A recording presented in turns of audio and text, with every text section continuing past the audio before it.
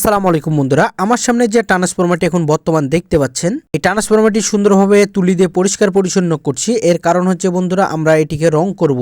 বন্ধুরা, আমাদের কারখানাতে যখনই কোনো কাজগুলো আসবে, একদম কাজের মতন পারফেক্টলি কাজ না হলে আমরা সেই কাজগুলো করি না। বন্ধুরা, আমাদের প্রত্যেকটি ভিডিওতে কাজগুলো আপনাদেরকে দেখানো হয় এবং শেখানো হয় এবং ফেসবুকে শেয়ার করা হয় প্রত্যেকটি গ্রুপে। বন্ধুরা, আমাদের কাজগুলো আপনাদের কেমন লাগে অবশ্যই কমেন্টে জানাতে ভুলবেন না। আর এই ট্রান্সফরমারটি রং না করলেও হতো, কিন্তু বন্ধুরা আমরা ট্রান্সফরমারটি রং করলাম। এর কারণ হচ্ছে, একটি অ্যাম্পলিফায়ার তৈরি করলে অ্যাম্পলিফায়ারের ভিতরে যখন কেবলগুলো ম্যানেজমেন্ট করা হয়, তখন এটাকে ফিনিশিং নিয়ে আসা খুবই দুষ্কর এবং তাপ ব্যাপার হয়ে যায়। এই জন্য বন্ধুরা, এই ট্রান্সফরমারটি যদি লাল কালারের দেখায়, মোটেও দেখতে ভালো লাগবে না এবং ফিনিশিংও আসবে না।